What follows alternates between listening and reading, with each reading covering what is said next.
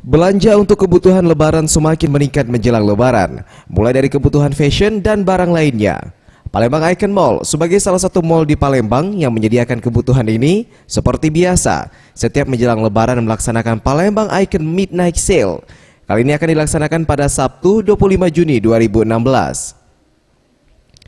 Pesta belanja diskon hingga 70% ini membuat Palembang Icon optimis pengunjung mencapai 25.000 atau meningkat 2.500 pengunjung dari tahun lalu.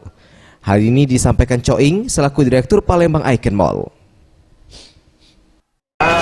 Tenan-tenan yang melakukan diskon sampai 70% itu bisa menyerap pengunjung untuk bisa berbelanja pada saat event Lebaran ini.